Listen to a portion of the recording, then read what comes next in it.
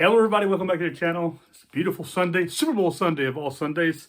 Well, right now it's still about 6 hours into Saturday in the United States, but here at Super Bowl Sunday, well, it will be tonight, open till tomorrow morning. But anyway, beautiful sunny day. Sun's coming up over the Alps right in front of me, and yeah. Anyway, I want to talk to you about something that everybody asks me about. Okay, I've been living in Switzerland for the past almost 26 years. Matter of fact, it has been 26 years now, since the 2nd of January. And in this 26 years, I have visited all over Switzerland and a lot of Europe, actually. And a lot of people who are coming here are always asking me, what's to see in Switzerland? What's the main thing to see and do? And I just made a little list up real quick, and it's a lot of stuff, actually. So, I mean, you come here a week, you're not going to see much. You're not going to see as much as you'd like, because Switzerland, although it's a small country with a population, twice the population of Louisiana, where I'm from, but it's quite a small country, and with lots of mountains and lots of roads and lots of things to see and do. You know, Switzerland, there are 4 languages in Switzerland. There's German, and you have a German region. The Swiss Romand, which is the French region. You have the Romanish, which is a very small group of people in some of the mountain regions that speak it. And then you have Swiss Italian. Now, all these are the Swiss versions, by the way. If you speak High German, you're probably not going to understand a Swiss German. But if you speak French, you'll understand a Swiss person. And the same with Italian. Now, Romanish, you can forget it. I don't understand it. I know some people do speak it, and that's their primary language at home that they speak, but they speak other languages. Anyway, to go over places to see in Switzerland, I mean, really important places to see. I mean, you have a couple of cornerstones of Switzerland. And I would say that's 3. You have some major cities here, but 3 places a lot of people like to see is Zurich, Bern, and Geneva. Okay. And I highly recommend to visit all 3 of those cities. I've been living in the Swiss Romand region for these 26 years, but I have also lived in the Swiss German region, actually in Zurich. And Zurich is a big city in Swiss standard, very beautiful city, actually, also architecturally and this kind of stuff. There's a huge train station there. Of course, you have the international airport there, and you're right on the lake Zurich, actually. I think it's Lake Zurich. Anyway, it's a pretty big lake, and there's a lot to see there, and it's definitely a place to go, and it's quite a hub. So if you're leaving Switzerland, traveling quite often north or to the east, you're going to go through the train station in Zurich, and then right there you're right there on the border with Germany and Austria, not very far. Another city in that area, which is very nice and quite compact, but it has a beautiful cathedral, which I recommend everybody visit, and that is St. Gallen. Now, the only time I've been to St. Gallen was right during the period when my ex-wife and we were splitting up. And we actually traveled through there together, and we visited that church together because she'd always want to see it. This was Easter time period. We were traveling back for 2 weeks before we left the kids in Germany with the parents. But it was a beautiful, beautiful church. I mean, although my brain wasn't in the right place, the church was beautiful. It had the colors were just magnific. I don't even know how to say it in English, you know. But they're beautiful colors. Lots of greens, beautiful greens, actually. And I definitely highly recommend going to St. Gallen if you're already in the area around around Zurich and the eastern part of Switzerland, to definitely go see it. I mean, it's a beautiful place. Then more central, on the way, you have Lucerne. Lucerne is a very nice city. And the old town is spectacular. You have that famous bridge which goes out over the river, the wooden covered bridge that everybody visits while they're there. Definitely highly recommend going there and seeing that.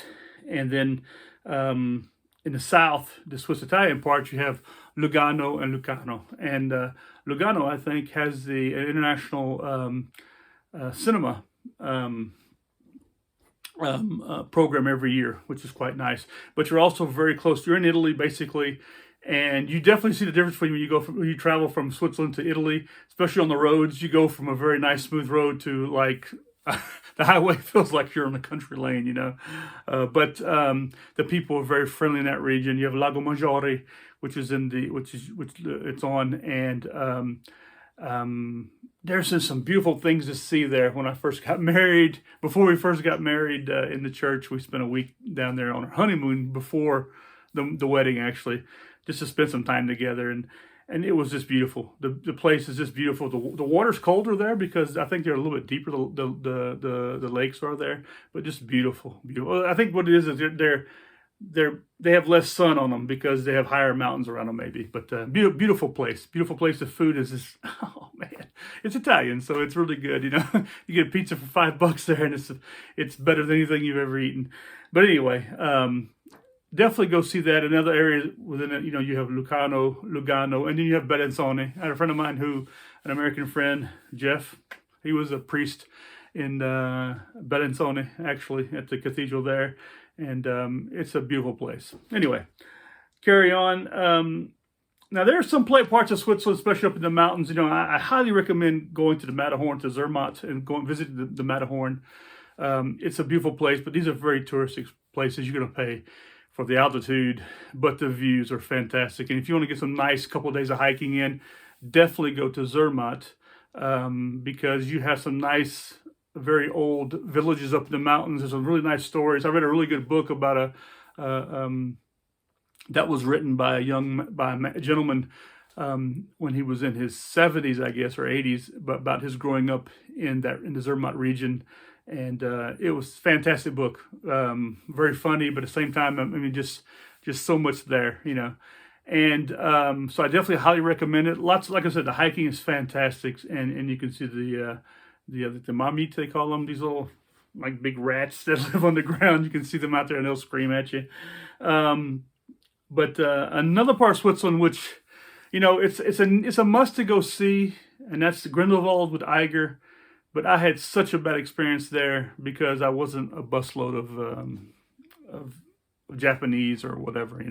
We were just two people, spoke all the languages, and went camping there, and was really just, 4 times in one day, 4 different places. But there's a lot to see there also. I just don't recommend staying there. I get in there, see it, and get out. Don't spend as much money as you have to there. Those people there are just so, unless things could have changed in the past 25 years. This was 25 years ago, but it was just the worst trip I've ever had in my life. I would say the worst. And I've been to some pretty bad places, but this is a 5-star place. It's just the people there are just such, yeah. Anyway, just near that is Interlaken, where you have the 2 lakes that come together, and there's a couple of cities on that. You have Interlaken itself, which is really nice, very beautiful, nice place to visit, the lake there is beautiful also. Although you have mountains on one side of the lake, the north side, the south side, it's all villages and stuff. So it's quite noisy, but it's a beautiful place to visit and see. And you can't help it because you're coming back. You're along the autoroute there, and then also along that way you have another place to go. And a lot of people don't know about it. It's called Kennersteck. It's the Kennersteck International Scout Center, which is there, which is the Boy Scouts or the International Scouts of the world. Baden-Powell went in there and put that together. And I've been there many times with scouting movement, and it's a beautiful place to just drop in.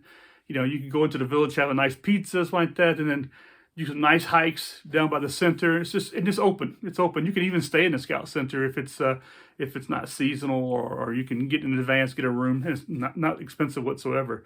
But it's a really beautiful place, and you can even go camping there. But yeah, it's very beautiful. And it's funny because you have a train that runs right down through the middle of it, which during the day it makes noise, but it's not too overbearing, But it sort of just goes right into the mountains. And also up in the mountains there above it, you can see the sun's coming up now.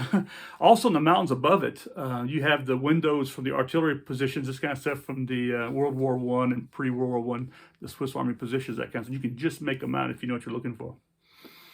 Another place that you come along here, and it's more in the area, is the Gruyere region. You have Chateau Gruyere. You have the famous Gruyere cheese. You can go and visit the that place there. You can visit the dairy that's there, and that makes the cheese. And then, of course, in that region, you have the high mountains there, and you have lots to see, lots of hiking, beautiful places. I've been up in there even with my 4-wheel drive up on top. Did some filming up there for another company, a tour company, one time, and I helped transport some of the people up there. Just fantastic. The views are fantastic. You got to catch it though at the right moment, because you go too early, you're in the snow. You go too late, you're in the snow. But it's really good in I would say August. I mean, just the weather's perfect, and the views, you can see all this, every direction you can see. And it's just a beautiful place to get to. The Gruyere region, I'm actually looking at it from where I'm looking out my window. I'm looking at the Gruyere region, and you have a lot of beautiful things over to see. You can also go up into Zermatt, which is up in that area, and they have the baths up there. And the drive is very nice and comfortable, and it's beautiful. Also, you have up there Gstaad, and lots of ski places if you come in the wintertime. Now, they're Swiss prices. They're very expensive. It's actually better to go into, I mean, the Swiss ski resorts are class. I mean, they're really high-level class, great ski resorts. Seems like the snow is better. But you pay a little bit less expensive. You go just a couple hours drive, and you go into France, and the prices are cheaper. And you have Port du Soleil, places like that, which are really nice. But for Switzerland, Gruyere is very nice. Definitely recommend it. Also in the Swiss-German area, you have Bern. Now, Bern is the capital of Switzerland. It's the siege, and it's a nice city. I like Bern. A lot of people may not like it, but I like it. It's a very old school, very traditional. You have all the parliament buildings there. It's kind of all the government. You can go right up to the doors and see the place, visit the places. The bridges there, going over the river. The river is funny because the river curves. It makes a big U shape, and in that U shape up. And it's very high up. I mean, we're talking about several hundred meters up above the river. You have the old town. And what a lot of people do is they actually, because the river flows like this, or I don't know how you're looking at this image right here of me, but they go and they get their rafting and this kind of stuff, or floats, and they'll get down in the water in the summertime at lunchtime, and they'll flow around the old town, and then stop at the other side and get out. And we're talking about a couple hundred meters. We're not talking about like a couple of miles. They get out, they go back to where they left their clothes, they deflate their tubes, whatever, and they go home, or they go to work, afterwards. It's like a lunch break, So it's actually quite nice. Bern's a really nice area, and I like it. It's Swiss German now, just so you know. But there's a lot to see there, and it's a beautiful place. Here near where I've lived at for many years is Romont, and it's a nice medieval city. It's not huge, but it's a good size. It's also a little bit on the dead side. My kids complain, well, it's so dead here. I like it because it was very calm and stuff. But it's sort of like a hub that if you're traveling from the south going north, you sort of have to travel through it on the train and stuff. So it's a really nice place to get off. When I first saw it, when I was working up in Freiburg, I was living down in Lausanne, and I would travel through it every day, And then one Saturday on the way home, I just jumped off the train and walked around, and then 2 weeks later, I found an apartment. A month later, I was living there. So, and I lived there for 7 years, and I'm now in my first 6 months living outside of it. Now I'm just right 10 minutes from it. I moved to a small little village now. So between Romont and Payerne. Now Payerne is where the famous one of the famous air bases are at. You have the autoroute that's designed to be used as an airport, but it's not that great a place to see. I mean, there's nothing extraordinary. But near it is a place called Avonsh, and Avonsh is a Roman. Is a Roman-built city. It was walled also, and there's so much to see there, from the old town to the walled part to the Roman sites, this kind of stuff. They have an amphitheater there. They also have some of the old original Roman walls, this kind of stuff outside, a little bit outside of it. You can visit. Really, really nice. I definitely highly recommend Avonsh. And then just below Avonsh, you have Murten. Murten actually has it's right at the border between the Swiss German and the French. It's called Murten, which is the German, and can't remember the French part. But it's also, and it's a nice hike around that. It's a little small lake. It's a nice hike around it. And it's got some interesting Roman stuff there also. And to take a bike trip is fantastic. If you take the day out, I mean, I've done it. It's really nice. And the old town there is fantastic also in Martin. It's also a walled city and very, very nice, and lots of shops there and this kind of stuff, and lots of cafes. Now, let's come down south and you run into Montreux. Montreux has a very famous Montreux Jazz Festival there. And it's also near Vevey. This is a place where Michael Jackson lived, Freddie Mercury lived. A lot of stars are in this area. I think the sister of Keanu Reeves was in the hospital there, which I've actually seen him when he was visiting before. Very nice guy, you know, not really paying attention to other people, just sort of blending in, you know. But it's a nice area, nice, beautiful area, right along the lake there. And then you have right along there also a place called Chateau Chillon, and it's one of the border, I would say, the toll forts that was there, been there for a long time. And inside the basement there, you have where Lord Byron was kept in captivity, and he had scratched his name on the wall. But it's a really nice museum to visit, you know. And there's several of them in the area to visit, which is really nice. But that's a very, very nice one. I definitely suggest you go and visit Chateau Chillon. And just what's really incredible is just right off of it, the water is like 80 meters deep, and just a little bit further out is the depth of the lake there is at zero level. So it's like 365 meters deep, over 1,000 foot deep the lake is right in that area. And Lake Geneva, or Lac Léman, they saw Genfasee, it said in German. Along the region there, you have one of the oldest mountain ranges in the world, and that's the Jura, from the Jurassic period. It's a lot. It basically covers the entire, it stretches from Zurich all the way down into France along the western border of Switzerland. It's to my back, actually. From my apartment, I can see the Alps, and in the back, I can see the Jura, actually. And I lived in the Jura for about 16 years. Beautiful place to go hiking and camping and just visiting. And it's right on the border with France, actually. And there's lots of stuff along there to see. And some of the things to see on the Jura region is the Creux de Vin. It's a huge crescent-shaped cliff, which just drops. And it's fantastic. You can drive up partially to it, and then from there you can hike back into it. There's a cafe back there also in an old chalet for or cows, an alpage. And then there you can grab a coffee if you want to, but you can visit. It's beautiful. I'd taken some pictures while I was there some years ago. I was there a couple of years ago, actually, with a friend. And just, it was my first time to visit it because I'd always been more south of this area. And just a part of the Jura, I'm just now getting to know more and more, because you also know the place there. It's called Surrouse, and it's a place up on the Jura, which has a view of Lac Neuchâtel and the Alps in the background. A clear day, you can see the Mont Blanc, you can see everything. It's a beautiful, beautiful place to be. All along the Jura, you have great views of the Alps, actually. Depends on where you're at, but just some fantastic views. Also depends on the day, you know. Last time I was there for 10 days with a young man, and we did hiking back there, and we parked just right outside this place. So actually, it was quite nice. Keep going south, and you run into Nyon, and Nyon is right on the lake, and this is also almost like a little medieval village. It's just above Saint-Segue where I used to live, but and you have lots of vineyards along that area. It's called La Côte, and a lot of Swiss vines come from or wines come from this area. And it's got some Roman stuff there also, but it's a nice little. But it's the problem with when you start moving into that area, you're moving into the Anglophone area. There's a lot of English and Americans there, and they are really, really ugly. It's just so. You know, the whole time I lived back there, you get no Swiss experience, because what you're getting is primarily a lot of English and a lot of Americans who are there working for international organizations or international companies, and they are just, yeah, they have their little fiefdoms.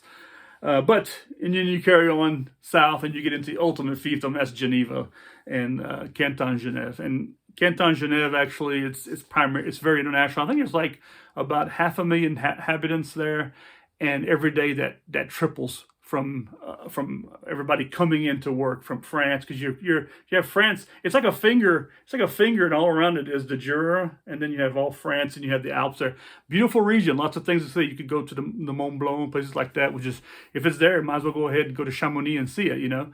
But Geneva, you have a lot of international organizations.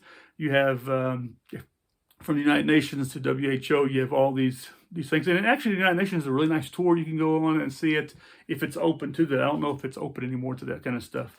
But Geneva itself is a nice city to visit. You just got to be careful there. Like I said, it's special.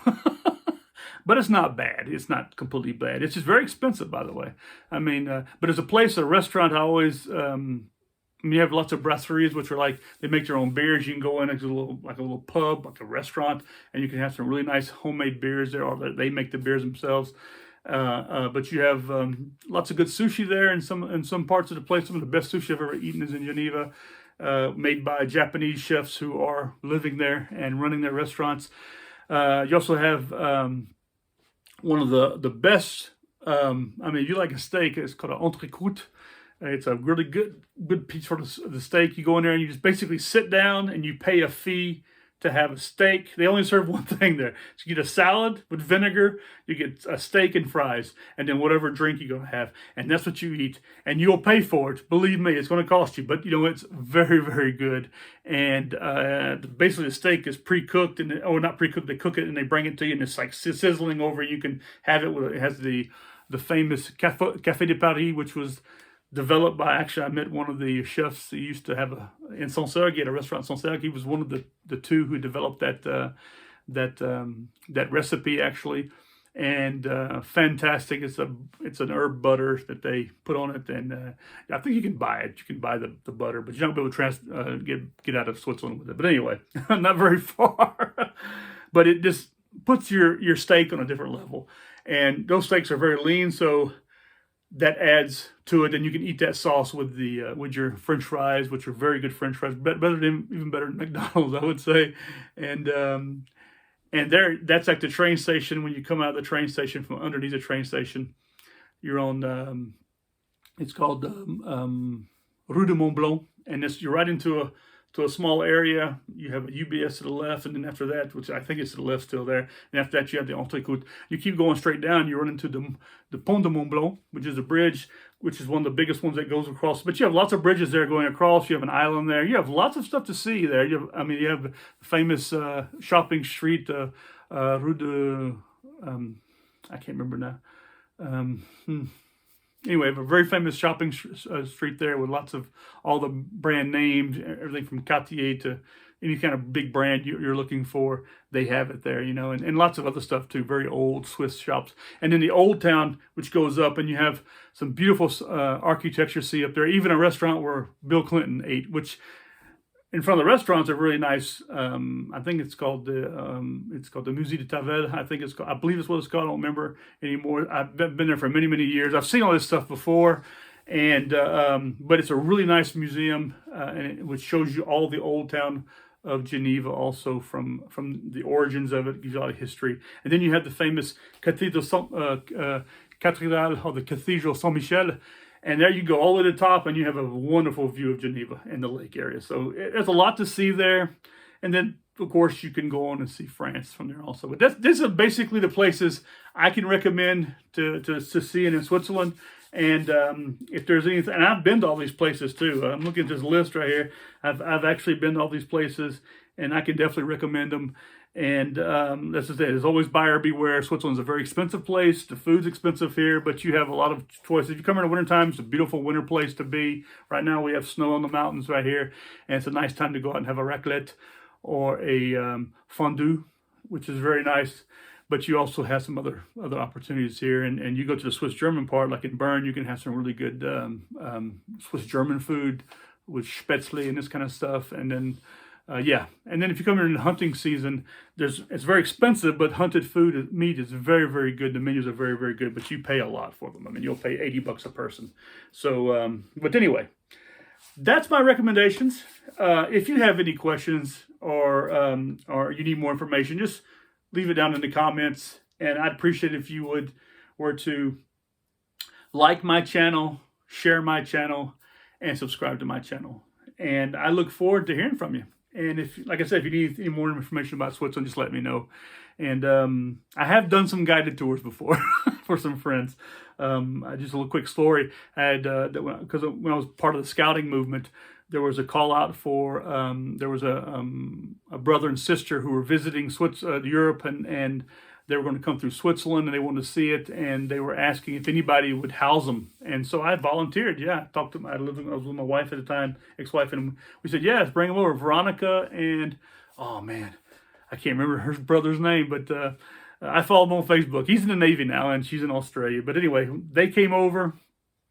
Their mother was an actress, actually, and she's in like The Love Boat and all these kind of shows. But they were from the Seattle region, I would say, Washington State. They came over and spent several weeks with us, and I was just driving them everywhere I could, and we had a great time. It was wintertime, lots of snow. It was fantastic, but we visited as much as we could in all those weeks. I had a great time. I think they had a great time also, and it was just a blast. But anyway, I could do the same thing for anybody else if they really wanted it. Caught me at the right time. Anyway, listen, thanks a lot for coming to the channel. I look forward to hearing from you again, and enjoy this beautiful sunny day. Woo, I can see the sun out there. It's pretty bright. And good luck for your football team on Super Bowl Sunday. Go Bengals, huh? I'm a Saints fan, but because I went to LSU, I support Joe Burrows, and I'm definitely going to support the Bengals and hope that he can pick up his first Super Bowl win as a young football quarterback. But anyway, take care. Goodbye.